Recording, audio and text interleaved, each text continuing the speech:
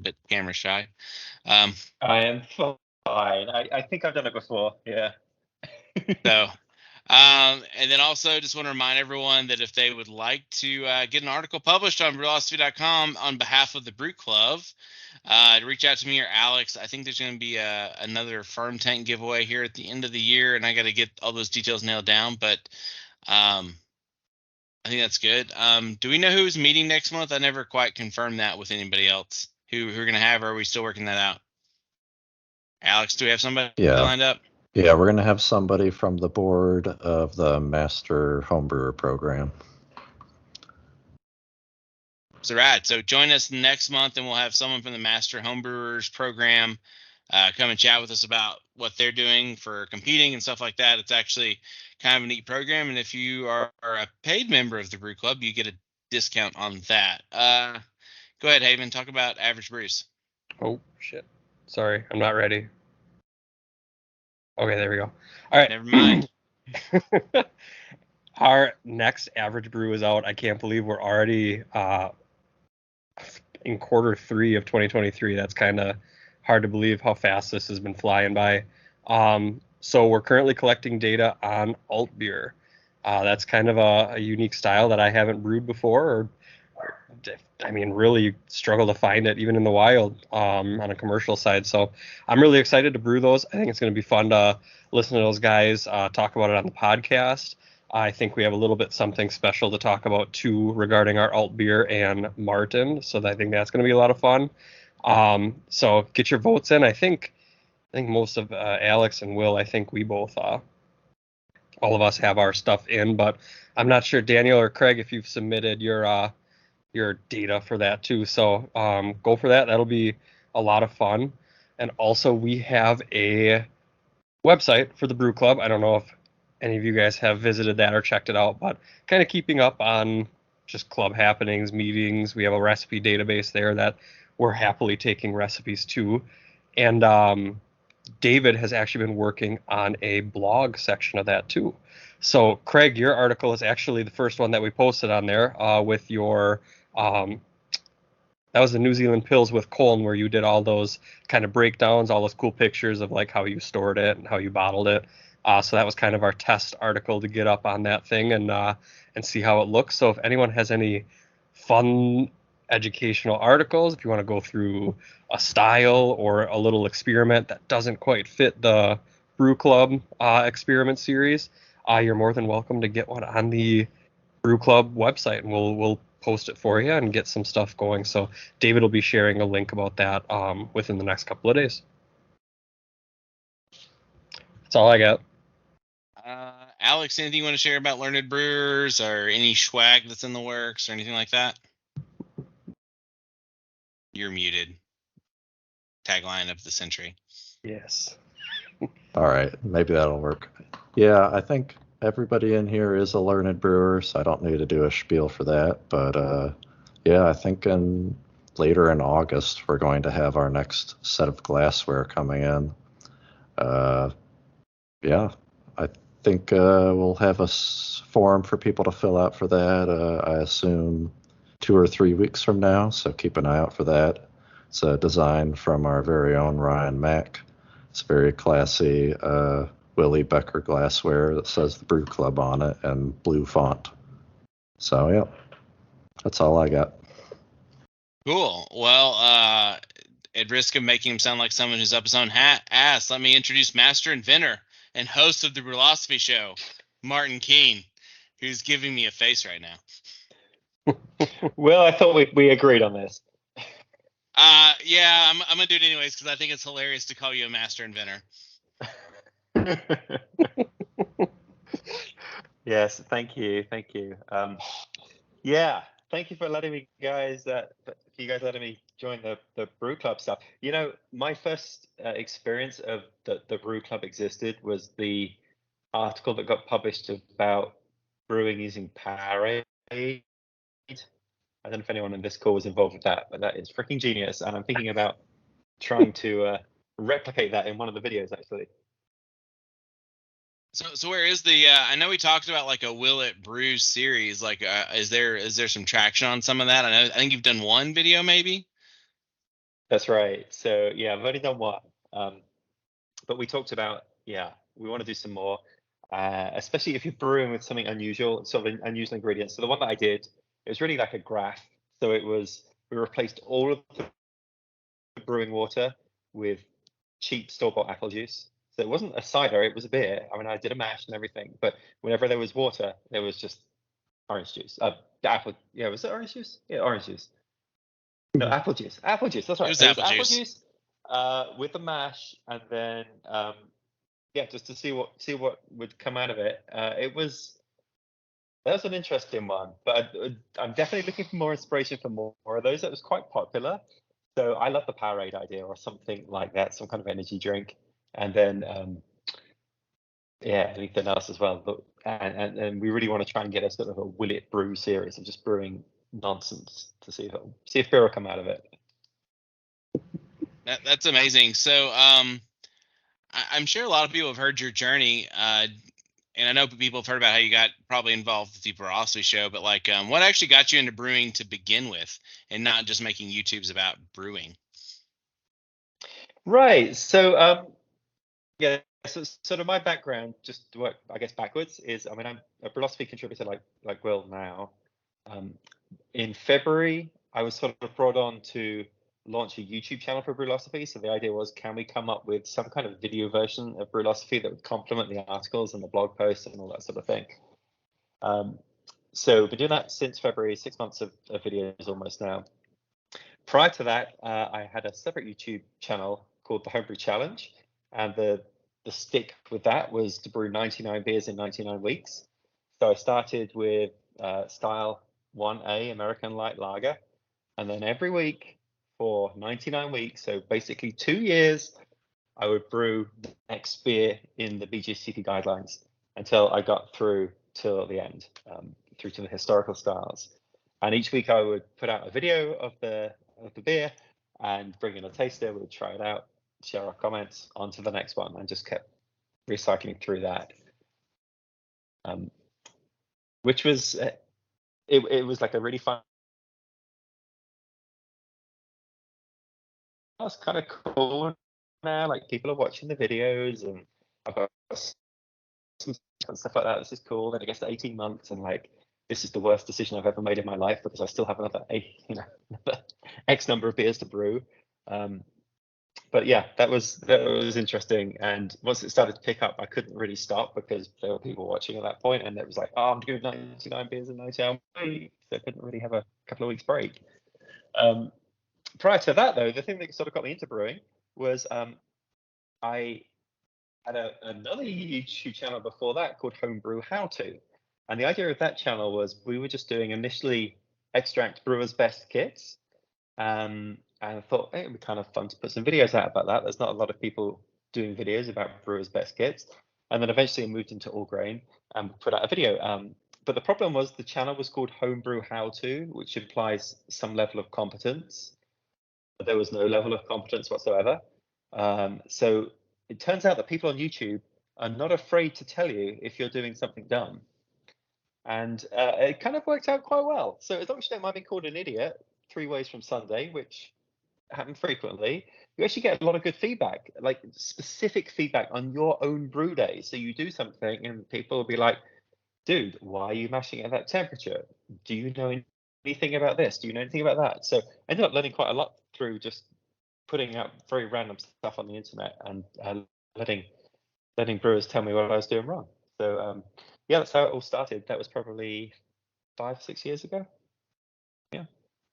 So just brewers' best kits and random feedback on YouTube led to a whole wildly successful Homebrew Challenge YouTube channel, and now the Brülosophy show. That's pretty fantastic. And it's funny. It's funny having Martin being called an idiot, though, because in case you didn't know, Martin actually works for a very large tech company and holds over 300 patents. So furthest thing from an idiot, although I'm sure he's dumb about some stuff. Well, what's fun is for my day job, I work at a tech company, and we have a YouTube channel at the tech company, which I am a guest presenter on. So I'll present on some IT topics, and I shared this with Will. Sometimes the world's collide, right? So I'll be talking about, I don't know, random forest machine learning algorithms. And in the comments section, there'll be somebody like, hey, why is my beer brewer talking about random forest algorithms? And this happens very frequently. It's become a bit of a running joke at work that almost every video, someone will be like, oh my God, the beer guy knows about computers as well. So it's a strange combination of worlds colliding. And that's actually really awesome to me, because one of my favorite videos that you did was the large language model recipe design with the Chat GPT designing the recipe. So that was one of my favorite models, and the fact that you taught me what a hallucination was. So we're revisiting that in a couple of weeks. There's a new series of videos coming out. When I did that initial video, that was like the first video I ever filmed for Brülosophy. I think I did it in like November or something, like way back. And the large language model, ChatGPT hadn't even come out at that point. So this was using a precursor to it. So I'm revisiting that now. I don't know if anybody's familiar with the Meme Brews YouTube channel with Matthew. He'll take a recipe and he'll go out and find like 15 to 20 award-winning versions, commercial versions of that recipe, find out what the ingredients are, and then he will generate a mean brew of it, which is to say an average version of that. So what is the average malt bill? What is the average fermentation temperature? All that sort of thing. And the outcome of that is kind of a sort of a recipe that combines all of the good recipes, together. And he's won a ton of competitions doing that. So I thought it would be kind of fun that I challenge him to a beer style. He comes up with his Mean Brews recipe and I brew it. And then I ask the new version of ChatGPT 4, to give me a recipe for that same style. And then we take it to a beer tasting panel. So I brewed both beers, the ChatGPT beer, the Mean Brews beer, and I have a panel lined up in a couple of weeks of professional brewers who are going to taste both beers and not be told that one is developed by AI and one is developed by an award-winning beer brewer, and see which one they prefer. And just for an extra twist, I'm also going to send Matthew 3 cans of beer, kind of Brülosophy triangle style. And see if he can identify his beer. That's gonna be a fun one. And I guess that's as good time as any to lead into the collab that we're talking about with a hive mind kind of thing going on. Yes. So I would, Will and I have sort of been talking about what can we do with the brew club. I'd love to do some brew club collaborations with the Brülosophy show, and we sort of thought about how we could combine the collective wisdom of the brew club to create a recipe, and then compare it to just me creating a recipe where I make like a very simple version of the recipe. And we do some kind of similar thing where we'll then compare the two recipes to somebody who is outside of all this blind, have them pick a favorite. So I think we're going to try and do something with your next average brew, which sounds like old beer. Sounds like delicious to me. I'm not sure if are you a fan of alt beer, Martin? I can't say I've had too many of them. Probably the only one I've had was the one that I made for the 99 challenge. So we actually have a local brewery. You talk about how hard it is to get alt beer. We actually have a local brewery that they have an alt beer fest every year where they'll have 4 versions of alt beer on tap. Wow. And it's amazing. I'm in total heaven because it's like amber lager and amber ale are like my sweet spot, and it's just total heaven. So Haven wants to know if you've ever tried brewing another Rauk beer since the 99 brew challenge. This became a bit of a running joke. So yeah, the smoke beer, the Rau beer. So something to say about these beers that I was doing on the 99-week challenge, right? A lot of times it would be a beer style that I'd never brewed before, and sometimes, like the Rau beer, a beer that I'd never even tasted before. And I was very much in a time crunch, coming up with a lot of recipes, very frequently. So I would spend not an awful lot of time researching these beers and just try to put together a recipe, which actually became quite funny because I ended up partnering with a local homebrew store in where I live in Raleigh, North Carolina, Atlantic Brew Supply, and they started giving me ingredients in exchange for my recipes. So you can go to Atlantic Brew Supply, and every beer in the 99 Beer Challenge, they have a recipe kit, and you can just buy the recipe kit. As though I'd spent 15 iterations perfecting each one, where actually it was just me like, oh shit, I've got to brew a rail beer tomorrow. I've got to come up with a recipe now. So for my rail beer, I ended up using cherrywood smoked malt, and I used 95% cherrywood smoked malt because I saw some article somewhere that said that's how much you could use as a maximum, and I was like, right, let's just go all in. And I ended up looking on the maltster's website, and they said do not exceed more than 30% of the grist for cherrywood smoked malt. I didn't realize that till afterwards. So I brewed the beer. It came out like this muddy brown, disgusting, and that was the only beer that was tipped after the tasting. Like you would pour it, and the whole room would smell like a bonfire. It was incredible. So I've never revisited that style. But actually, are you doing a smoky beer? I think you're working on a smoky beer, are you not? I love Rauch beer. It's like one of my favorite styles. So yeah, I'm working on one right now. I got a couple of smoke things going on at the moment. Yeah. So I can see how it's done properly now, because I there were a few beers in that 99 that were smoke based. I forget one of the styles that's smoky and sour at the same time. And, Yeah, Lichtenheiner, yep. Yeah, right. Yes. And that one was kind of palatable once you got over the initial shock of what the hell am I drinking here?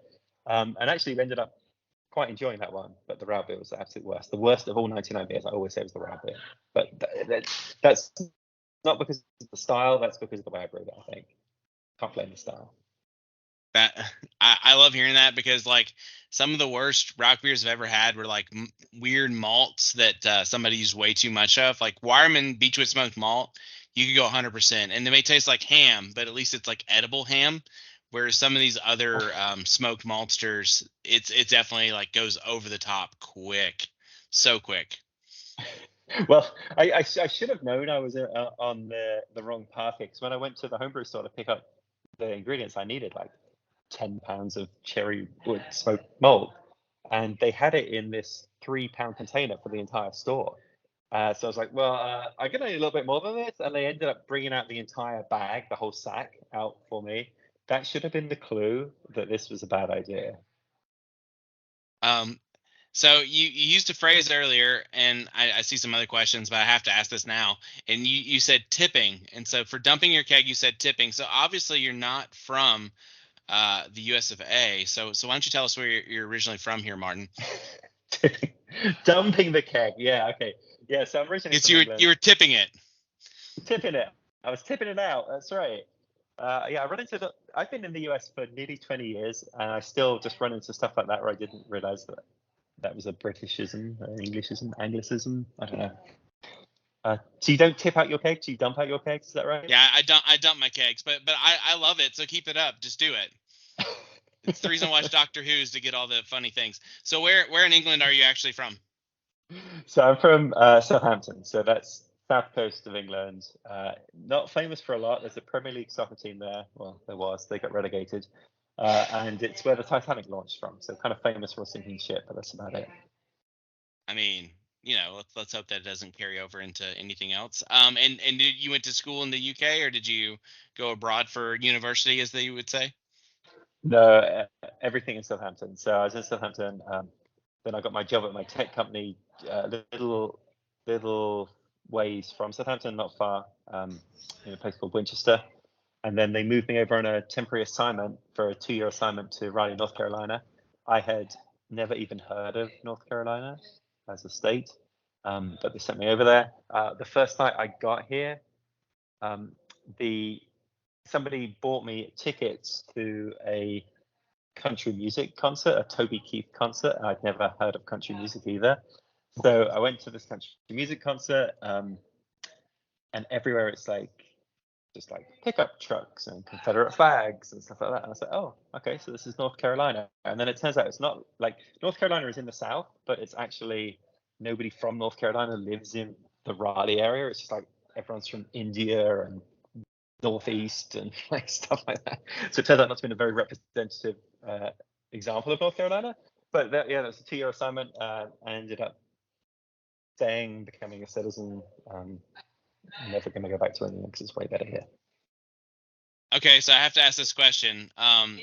So when you had like keggers back in university days or whatever, were you using cask ales or were you?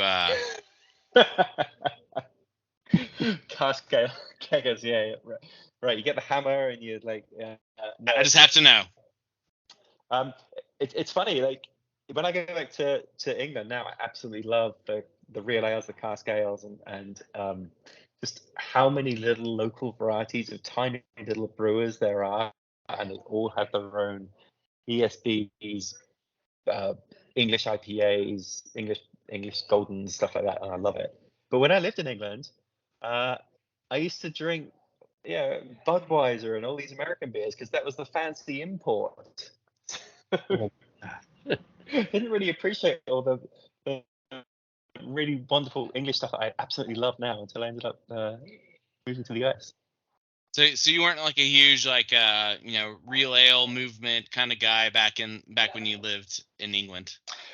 No, but beer culture in England is pretty prevalent, and so the tech company I worked at had their own pub on campus, operated by the company. So you would go down to they call it the clubhouse, and they had 3 or 4 real ale beer engines there, and you just go down for lunch and you'd have your like bangers and mash and a couple of pints of beer, and then just like walk back to the main building and carry on working. And I just, because that was my first job, I just assumed that everywhere was like that, and it was a real disappointment to learn that not every location had their own company operated pub. And on Fridays, it was really the thing that you would definitely go to the pub on Fridays and have a beer. And I mean, some of these guys, they'd been at the company for like 34 years, and they would go to the pub, they would knock back 3 pints, and a pint in England is 20 ounces. So these are like, sizable pints, right? 3 pints, and then they'd have to come back to their desk and sit at their desk for 3 hours doing no work just to sober up so they could drive home. And this was entirely normalized. So then coming to the US, I'm like, oh, it's Friday, should we go to the pub? And everyone's like, what? No. Like, you can't come back into the office if you've had any alcohol. What are you thinking? I mean, you can, Yeah. but And for the record, I've been to other obscure places south of London, like Horsham. So yeah. Oh, nice. There's nothing there. Yeah. No. Sorry. England's a lot of nothing, but lots and lots of little villages and towns and stuff like that. So the campus that I worked is a huge campus. There were, I think, about 3,000 of us that worked there. And it's in a village with 1 post office and 2 pubs. Just like there's nothing else there apart from that. So it's very typical of the UK. That's amazing. So how long into homebrewing did it take you to go from extract to all grain? That's what Craig Graham wants to know. Yeah. So I started out brewing on the kitchen stove, just doing kind of 3-gallon batches, and did a lot of those. Like I probably tried every brewer's best recipe that they had in the homebrew store. Must have easily done 20-30 batches. But my wife would complain for some reason that apparently like boiling malt extract on the stove was making the house smell, which I think is ridiculous, but so be it. So I got kicked out and told to do any brewing in the basement. So we have this unfinished basement that was just like full of lawn mowers and stuff like that.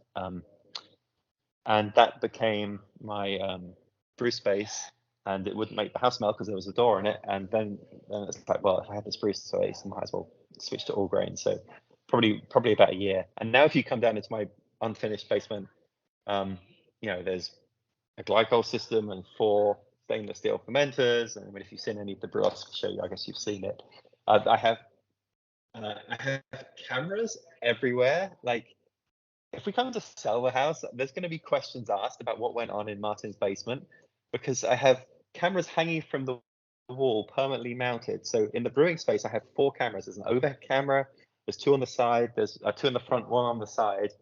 And then there's a second set where I taste the beers, where there's another bank of cameras facing you, another overhead camera, and then these big softbox lights all over the place as well. So it's a very strange looking space now. But because I'm brewing, making frequent videos and doing it all myself, there's no camera operator. I've just sort of had to try to automate the entire space and make it so I can just like turn on a few buttons, everything's recording, and record myself as easily as possible. So yeah, so it's a strange little area now, and I've invited a few people in to help me with like collaboration brew days and stuff like that, and everybody's like, this is a very weird spot, this is way smaller than I thought it would be, and why are there so many cameras? But I have a totally legit reason for it. YouTube and porn producing, I like it. Way to go. Yeah. Oh yeah, brothel or brewery. There's the comment there. Brothel or brewery. You decide. We're gonna go around with our new YouTube channel called Brothel or Brewery with Martin, and we're gonna like go into people's basements and figure out if they're a YouTuber or a brothel. Well, what got weird was, so when I joined Brülosophy, like this was a big change in the drinking side of things, right? Because normally I would prepare my beers and I would just have like a family member come down into the basement, or a friend, and them and I would be on front of the camera tasting the beer. You know, we like it, don't like it, whatever.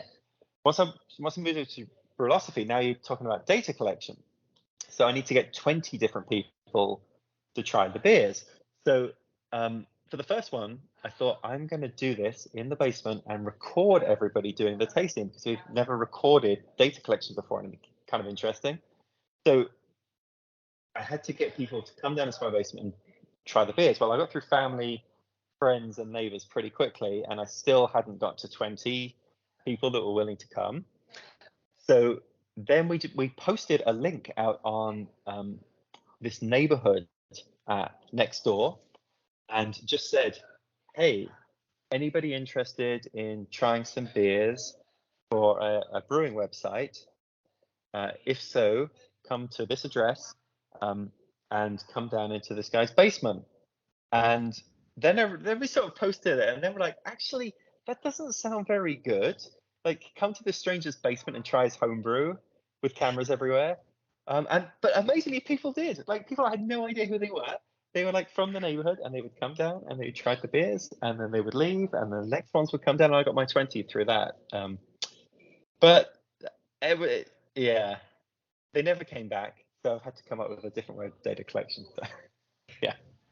I've been tempted to post on Nextdoor, but like there's some really creepy, crazy shit that happens on Nextdoor that I'm like, I don't know that I really want these people in my home. The other thing, Will, I thought about doing was setting up on my driveway, because there's a lot of people just like taking a walk and whatever, dog walkers and whatnot, and like, could I just get 20 people by standing on the driveway for a couple of hours with a table with some cups laid out and try to look a bit more legitimate? Maybe put a Brülosophy shirt on instead of people coming into the house. But I haven't tried that yet. Well, get you a van with no mini blinds. It's like totally blacked Yeah. out, and that's really the trick. And then have like ice cream or candy written on the side, and nobody will be suspicious at all. That's what I need. Yeah. With the cameras as well. Cameras in the van. You know. Yeah, cameras in the van with mini blinds. You need mini blinds on the windows. It'll be perfect. It's all part of the science, you know. Oh man.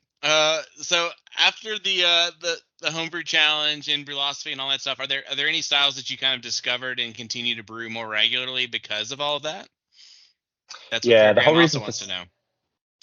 The whole reason for starting the homebrew challenge was I was just brewing the same old shit over and over. So the styles that I really liked, Belgian triple was probably my favorite. Then like a lot of the English styles. Some of the hoppy stuff, but not too hoppy. So I like favor American Pale Ale, and then I really like Dry Irish Stout, especially putting that on nitro. And what I was doing was brewing those 4 or 5 beer styles on repeat over and over again. And my once a month brewing became once every 2 months to once a quarter kind of thing, because it was just like, well, I already have enough beer around the house. For me, I'm the only one drinking it. Oh, let's do the ESB again, you know, and it was just a real rut. So that's what inspired the 99 beer challenge, was to say, right, there are so many beer styles out there, and even the 99 is not everything. So let's at least start with those. And that had me discover all sorts of beer. And so since then, yeah, I've been a bit more adventurous in the beer styles I brew. Is there a style that you brew for your wife specifically? I know she occasionally makes appearances. Yes, so we have a tradition for a birthday beer. So she likes ports and stouters generally, but she will give me a laundry list of stuff that it needs to be. So the last one, this went out on the Brülosophy show, was habanero stout. So it had to be stout with habanero peppers, which I ended up putting into the keg, and then she wanted it to be on nitro to be a bit creamy, and then she wanted cacao nibs as well. So it ends up just being like this big laundry list. The time before, I think I was using PB2, the peanut butter powder, trying to create a peanut butter porter. So yeah, she'll generally go for those sort of darker beers and with a ton of adjuncts in them and all sorts of nonsense going on. So those are kind of fun. But then it becomes like the birthday beer and no one else is allowed to try it. So we still have, her birthday was in March, and we still have the birthday beer because she's not allowed to drink it. But So you know, are you like me, where you're like literally like just trying to come up with it's like I really want to brew this style. What kind of experiment or show or whatever the crap can I do to squeeze this style into my brew schedule? right, that's right. Yes, that's right. So you're sort of trying to come up with excuses for why you should brew this and this. I mean, especially with like the Hop Chronicles, like, you know, it's like it's going to be a pale lager, it's going to be a pale ale. The only difference is the hop that you're going to stick into it. So there's not much you can do with that. But with the experiment stuff, there's a pretty wide choice. You know, once you've figured out what your variable is going to be, there's a pretty wide choice of beer styles that you can apply it to. So I will apply it to something I wanted to brew in the first place. Yeah. No, it's rough too. Like I've definitely run into where like I would probably brew this beer differently, but that would probably affect the variable, and that kind of sucks.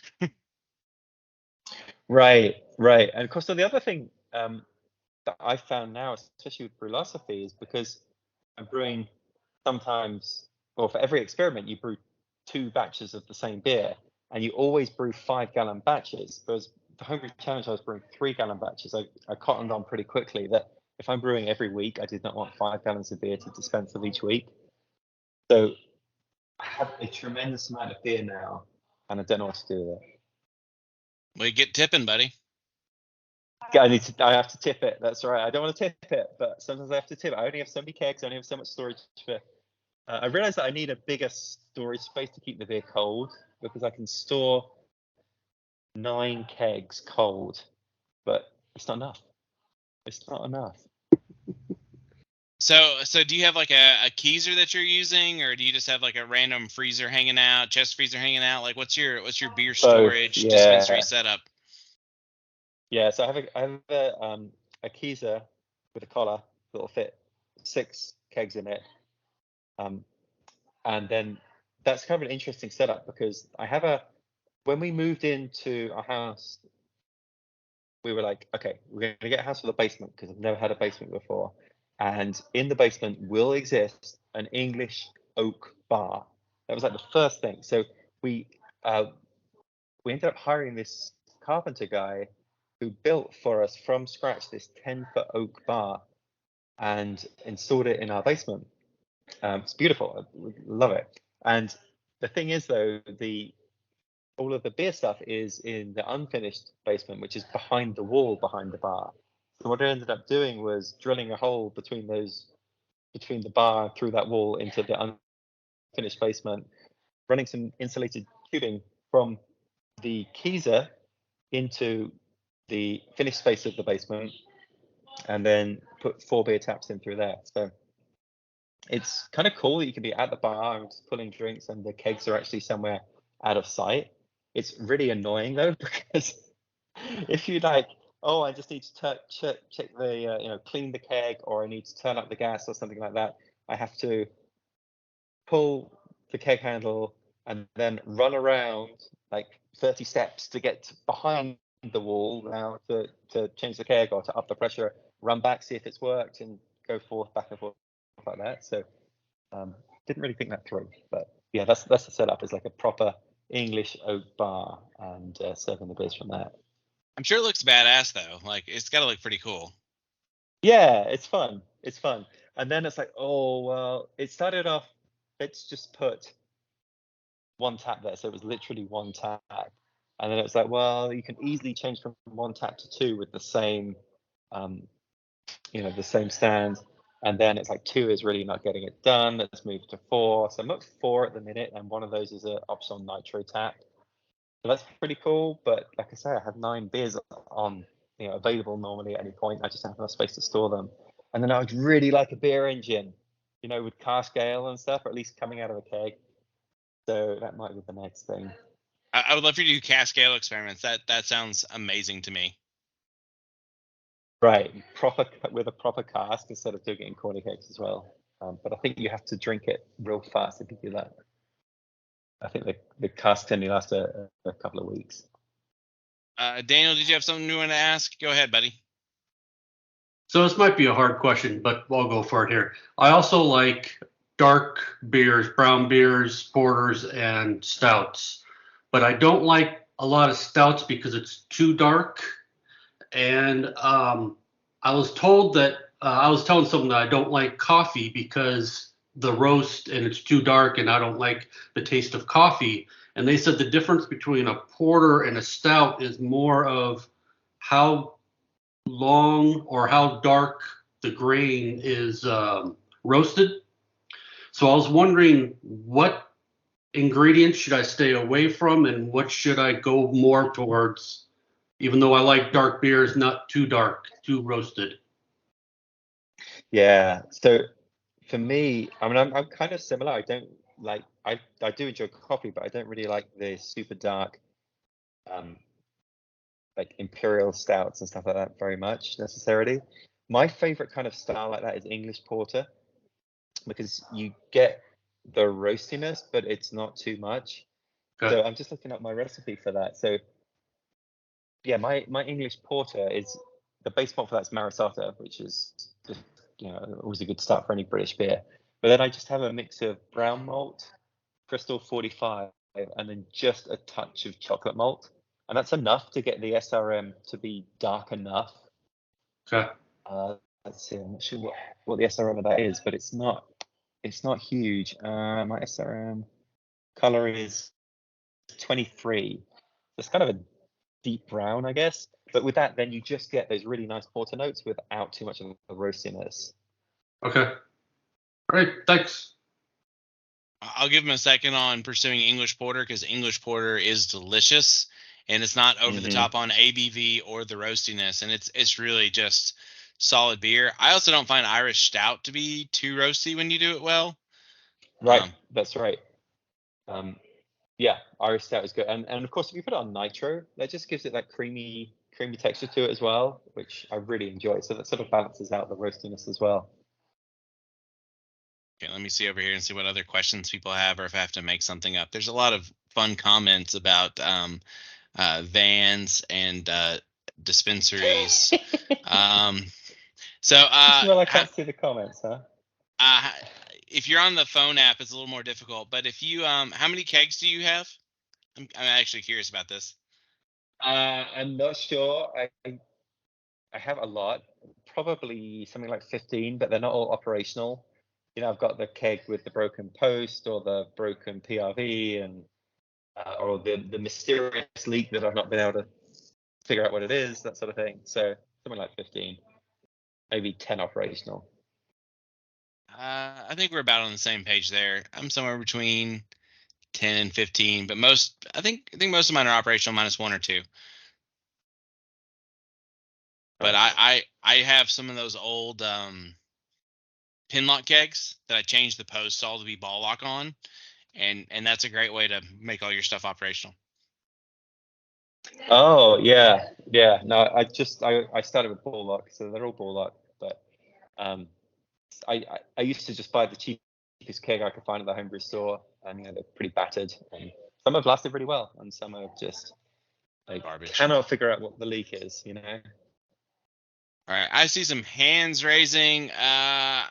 Gary, you're on top of mine, so why don't you ask yours? Cool.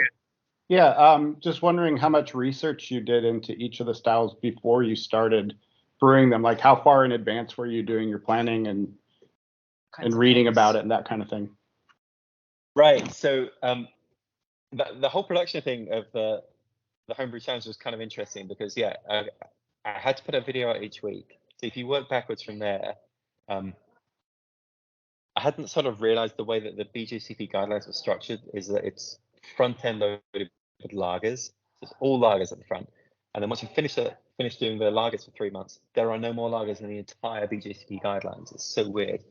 So I had to work around maturation time and stuff like that. But any given week, I would be brewing a beer. I would be transferring a beer from fermenter into keg. I would be serving a beer and tasting it. I would be editing and publishing a video of another beer. So that's 4 different beers. And then I would be coming up with a recipe for the next one and sending it to the homebrew store to get the recipe. So each week I had 5 different beers that I was juggling. It was insane. So how much time did I spend researching each one? I would look up the style. I would typically go to Craft Beer and Brewing magazine. Josh Weichert has an article on pretty much every beer style. So I'd read that. He would recommend what to use. That would be a good starting point. I'd see what else was on Beersmith and a couple of other, homebrew talk and stuff like that. And then just try to come up with my own recipe that was at least a little bit different, maybe incorporated an ingredient that I liked. The homebrew store had a bit of a running joke that I would use English ingredients for things that were not English all the time. So they always knew where the recipe was coming from because I would just have that sort of tilt to it. And I just try to make it at least sufficiently different that people weren't going to be like, oh, he's plagiarized that from Homebrew Talk or something. So yeah, that's kind of how it went. Well, in some defense, like there are just some styles out there like Pilsner that German, Czech, whatever. Like how original can you be? I mean, Czech Pilsner is going to have Pilsner malt and Sots. I mean, really. Right. Yeah, a lot of the styles were like that. There was not much you could do. But I would try to put my own twist on it a little bit with each one, so it wasn't just brewing, the standard thing for everything. I think I started off like using ale yeast for some lagers, and people got really upset about that, so I stopped doing that. But yeah, we still see that in Brülosophy, fermenting lagers form and stuff like that. Do you warm ferment your lagers now, or do you do traditional? Well, I have to warm ferment the Hop Chronicles, so I do. But I have a glycol system set up, so it's like no hardship whatsoever to do it cold. So I would, if I'm left to my own devices, I just do it cold because why not? So anyone that hates that the Hop Chronicles is warm fermented, blame me because I told Marshall I didn't want to cold ferment that stuff. That's your fault. Well, it's good because it gets done quicker, and often that is quite important. But I've only done 2 pale lagers for the Hop Chronicles so far. They both come out great. No, I don't have any complaints. Global at 64 is a beast. Craig, I see you got your hand up, buddy. Say something. Hey, so for the latest video you did, it was like just short of 7 minutes, but between like setting up, brewing, editing, and everything you got to do, how long does it actually take for you to make a video that's 7 minutes long? Right? 7 minutes. How long can it take? He was pointing when he started that video. It takes forever. So the brew day, we all know how brew days take. So there's that, and I'm filming myself as I go. But I'm pretty efficient with that. Like I said, I've got the cameras all set up and whatnot, so I'm not having to prep, putting out tripods and all the rest of it. So the brew day takes what a brew day takes. For some of the beers, like the one that came out this week, that was a Hop Chronicles one.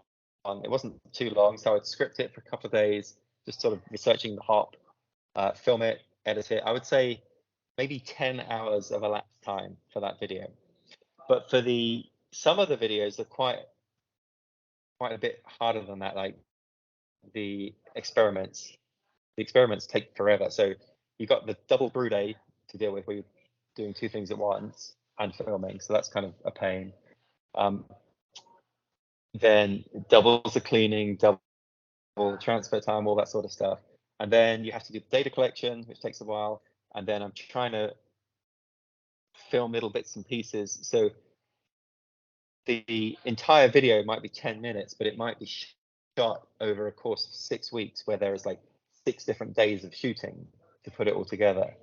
So I sort of completely underestimated how much work it was going to take to do some of these Brülosophy experiments and turn them into videos, especially when you add the data collection in, which I was never having to do with the Homebrew Challenge. So yeah, video's a bit of a beast. Like the editing is really slow as well. It takes hours and hours to edit, because people generally don't want to watch just straight up talking heads, just like me on screen talking the whole time. So every 5 to 6 seconds, you need to be cutting either to another angle or to some B-roll or to something else. So that's a lot of editing. The editing takes a few hours as well. It's quite involved. I'd like to get more efficient at it, to be honest. Or maybe I just need to worry less about it and just do the talking head stuff, and maybe that's fine too. Well, as someone that does experiments as well, like I totally sympathize with the amount of time it takes just to brew the stupid beer, collect the data, and so you're adding, Right. and writing an article, that's probably the simplest part of all of it, because Marshall's a great editor and will make you look good no matter what. So really, like Yes. I totally relate to all of that, because it's just such a stupid long process, and the fact that you're adding video to it is amazing to me, and the fact that you produce any experiments, as many as you've done on YouTube, is fantastic. So But when you see the articles, like, I used to read every Brülosophy article before I was even part of this, right? And you see it, there's like 6 or 7 screenshots of, I added I added the malt and added the hops and then racked a keg, and then here's the picture of the beer finished. It's sort of, you look at that and it's like, oh, how much work was that? And then you're like, oh, geez, you got to design the recipe. And for every beer we go through, we have a little group chat where everyone reviews the recipe and talks about the variables and all this sort of stuff. There's quite a lot of thought that goes into it before you even start brewing, and you got to make sure you've procured all the ingredients. Like, do I have the hops I need? Did I order enough yeast? Because we get the yeast sent to us, and I guess it's a little bit like the average brew thing, right? You have to sort of plan ahead. man, Yeah, it's it's harder than I realized. And when there's other people involved and everybody has to agree, it's so different from when I was doing the Homebrew Challenge, where I'd be like, I'm going to brew this style. Here's my recipe. And then I'd be like, you know what? I actually have run out of this particular malt. I'm going to substitute it for this, and I'm going to switch out the hops. And I don't have the hops. I'll just nip to the Homebrew store and get them. And now I have to worry that we're using the hops from the right sponsor and all that sort of stuff. So it's just all these sort of little things that add to the.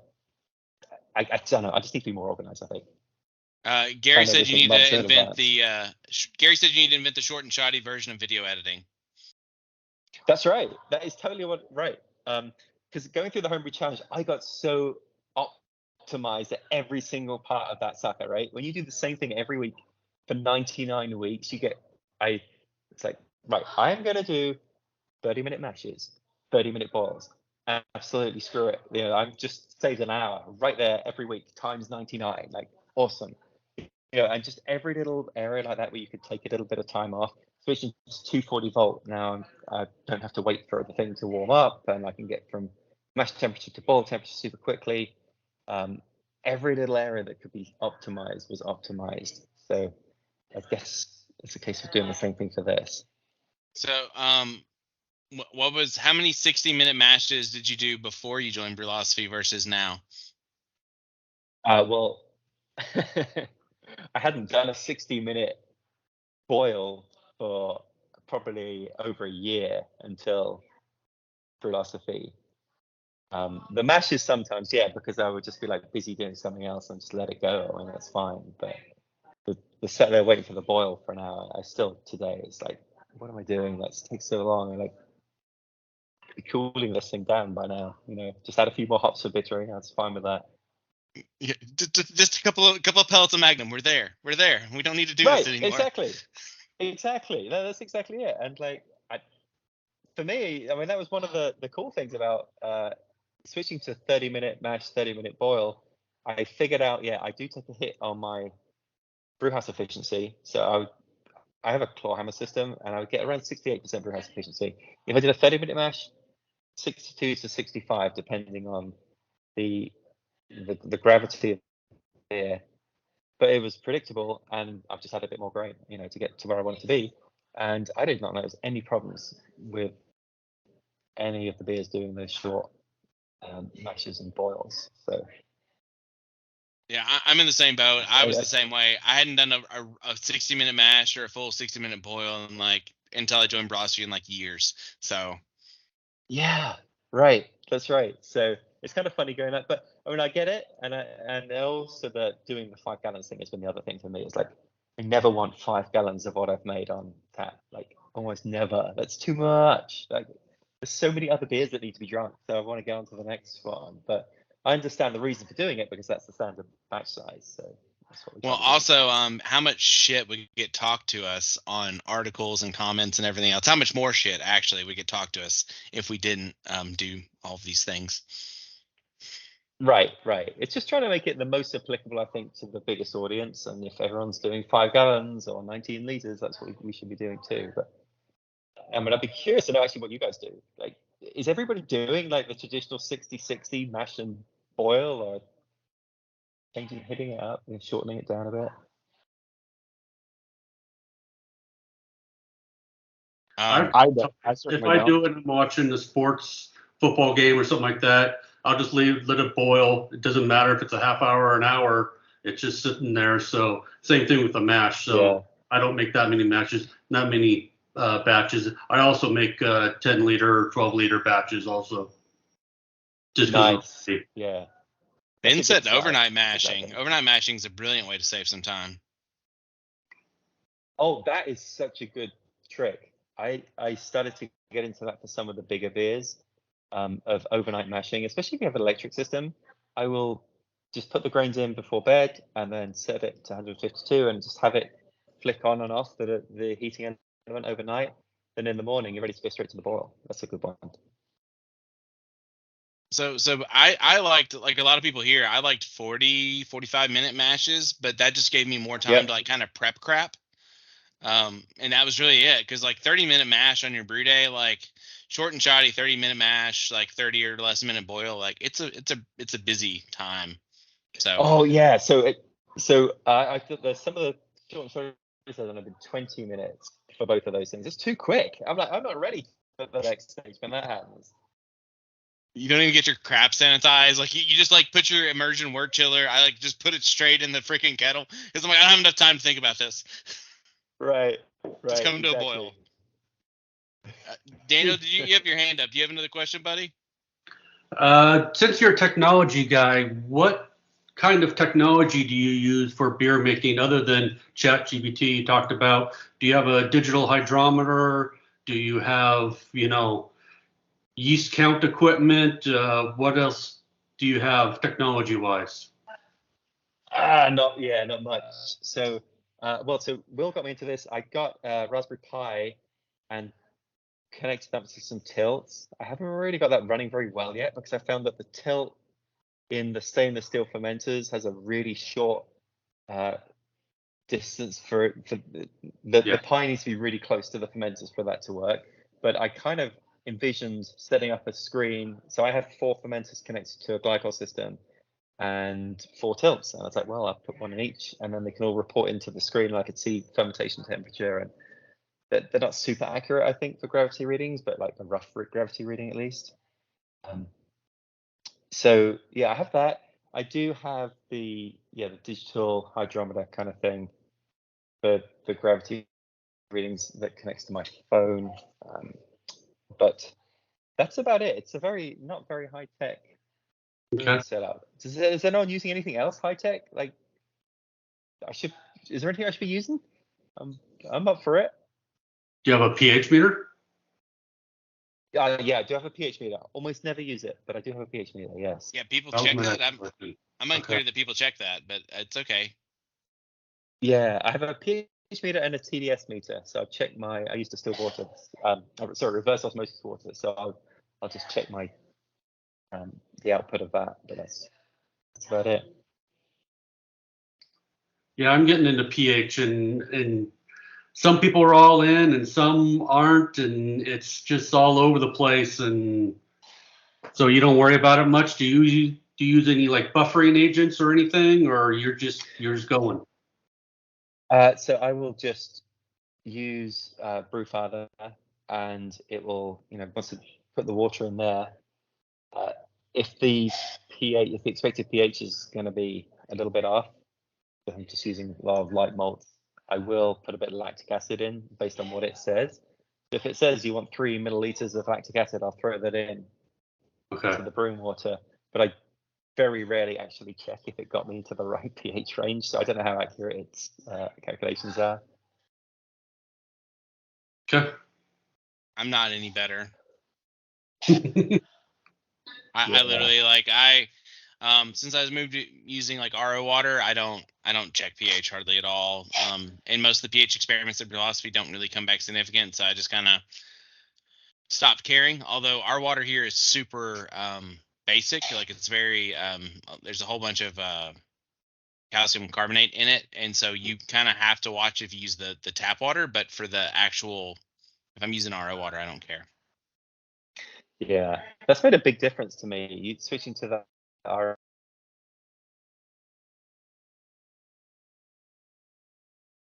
And he froze mid-sentence. Or can y'all still hear him? No. Lose my network. It's your network. Is this your home network or is this someone else's Am I network? back? You're back. Is this your home network or are you out and back, about? back. No, I am back at home, but I'm in a room far away from the router. Do you need me to come up and redesign your Wi-Fi? That can improve that. Yeah, I'll come up and redesign your Wi-Fi, buddy. Let's hang out. Wi-Fi. Yeah.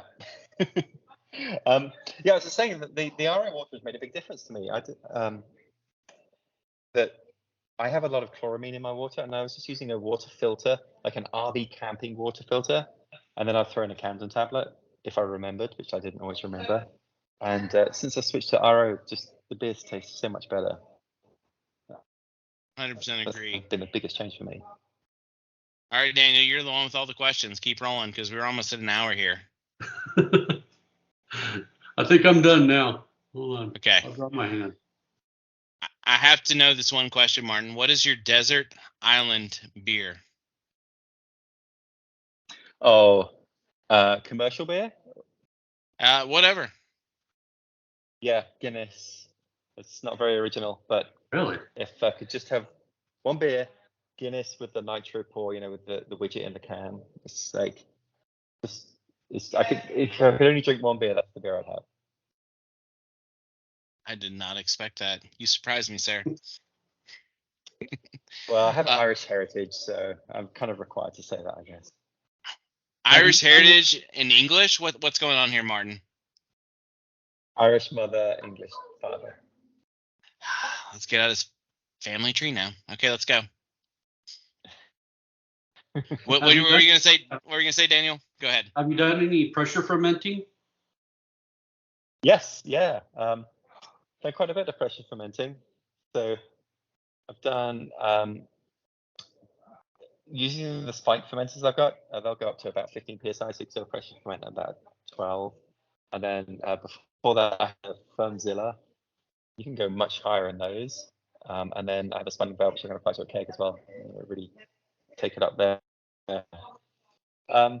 So yeah, I tried that with a few styles and get some pretty clean beers out of that. But yeah, probably done it 3 or 4 times, but generally I don't pressure ferment.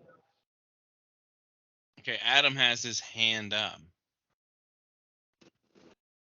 Martin, are you? I'll throw a non-beer related question at you. Who's gonna come in second at the British GP tomorrow? Who's going to come in second? Yeah, that makes sense. I don't know. I don't follow this at all. You tell me. Oh no. Okay. No. I figured I'd try. Yeah, Spiel sometimes knows people you. ask me like, some people ask me like cricket questions or rugby questions. I have no idea what they're talking about. So Alright. is there a sport of choice for Martin Keene? Yeah, so soccer. So my team is Southampton. They were a Premier League soccer team until this season. They finished bottom of the league, so they get relegated and they go down to the league below. So we don't really want to talk about that right now. So based off of that, like, do you think that the MLS system would benefit from like a pyramid? I mean, it makes it a lot more interesting, especially when you're a team that isn't very good, because just the threat that you are going to get kicked out of the league, booted out of the league, actually makes it quite interesting. And when you don't get booted out, it's like a cause for huge celebration that you finished fourth from last. It's kind of cool like that. But the American system is quite nice in that basically everybody gets a chance to be good at some point, pretty much. Whereas in the European system, it's just all about money. Whoever's the richest team will do well, and the teams near the bottom will never win the title or be competitive. So It is strange to me yeah, because we have like the MLS, and then we have like the ULS, and like I think we could do like a pretty good like pyramid here just so that we can make it a little more parody. So yeah, we're looking forward to Messi showing up in North Carolina for one of the games. That'll be fun. I'm like, we lost half our audience because we started talking about soccer, but I'm totally happy to talk about soccer. You want to talk about cameras next? That's another topic that we start talking about when I do some of these live streams with the other YouTubers. We're like, oh, what about this video editing software? And then suddenly, oh, we've lost half of the audience. I mean, I could sit here and pick your brain about large language models for a whole day because that's super fascinating to me. But no, it's pretty awesome the work you do with your tech company that will remain nameless so nobody finds your YouTube channel, your other YouTube channel. But That's right. I'm gonna be commenting on it every week now. But no, it's you, is it? You're the one that's leaving those comments. No, I'm not smart enough to hide my name. Cool. We're right up on an hour. I'm happy to hang out with you as long as you want. Obviously, I think you're amazing, Martin. I really do appreciate everything you bring to Brülosophy, everything you bring to the brewing community, everything you bring to us and the brew tubers. And so I could sit here and hang out with you all night, but I don't want to take up too much of your time. So is there anything we have for Martin, or I mean, if you got all night, that's fine. We can hang out all night, but I want to honor your time, Martin. I'm going to get told that I need to bring out some dinner shortly, so I will have to run in a minute. But yeah, just sort of in general, I just wanted to say, like, if there's some stuff that we can collaborate on, so like Hive Mind thing, for example, or some other kind of will it brew stuff, things like that. I am looking for content ideas every week. I have every week trying to try and come up with something new. So ideas, totally up for it. If there's things you want to collaborate on, I'm totally up for that as well. So let's let Mark ask his question, and then you can ask us questions. How does that work? All right. So Mark, ask it. Hey, Martin. Mark Rose in Tucson, Arizona. I just wanted to tell you thank you. I love your videos, Brülosophy and everything that you do. And I know that a lot of these endeavors are kind of labor of love. You don't do it because you're, making a lot of money out of it. You do it because you love it and building the community. And thank you. Thank you for doing it. I appreciate it a lot. Oh, I appreciate that, Mark. Yeah. It turns out you're not going to become a millionaire doing homebrewing stuff. It's like, what a surprise. Who could have forecast that? No shit, right? Like, I'm in the same boat. I'm like, I'm not quitting my day job. All right, so what questions do you have for us real quick, Martin? Well, so I know about Average Brew. What else do you guys do in terms of brewing projects? Answer that one, Haven. Oh, you're putting me on the spot. Average Brew is our big one. We had to work a little bit creatively with being an online club to get people to participate. If we just put out a recipe and said brew it, there'd be like 2 people that would brew it, and it wouldn't be too exciting. So this is one way to get people involved, get them trying new styles and stuff like that. I don't know, Will. We don't really do any other big projects or big brewing project. We do Brew Santa. So we all submit for Brew Santa in kind of October, November-ish, and then will pair us up with people across the country to where we'll just then send beer to each other, commercial and homebrew, so we can do that. That's a lot of fun. I do get people to send in beer for competitions. Actually, I had my earbud in. I just won bronze at Indiana State Fair today, so that was kind of cool. So we do. Nice. We're trying to focus on doing some competitive brewing and getting people out to try that, and it's not as scary as you would think. So those are kind of our big things. Trevor says, yeah, brew club experiments. I'm sure you've read a couple of those. And Oh yeah. the Gatorade one. Michael, he brews some wild beers. He was on one of our meetings to talk about his Gatorade beer, and some of the other stuff that he brews is just like, it's off the chain. I wouldn't even think of half of the stuff that he does.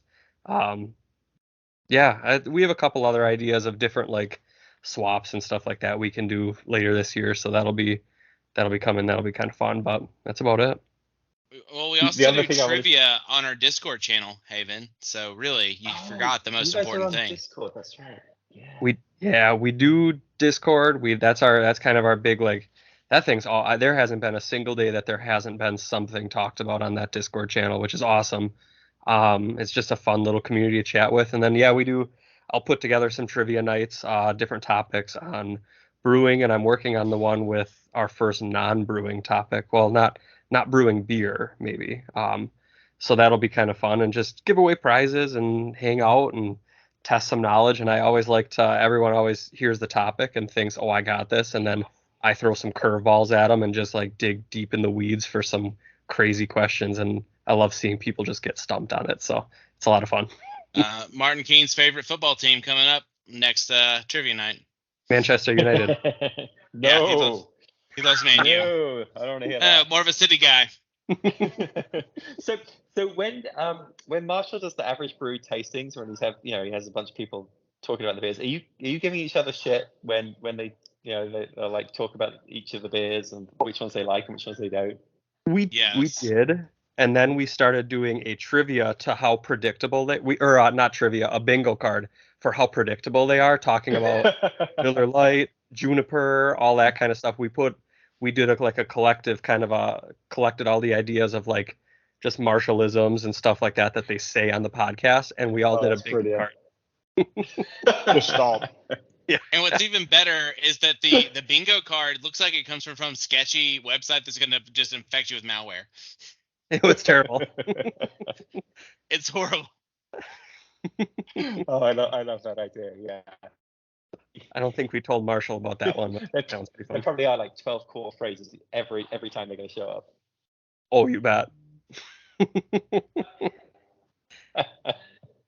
Okay, keep going with the questions, Martin. You're the one on borrowed time.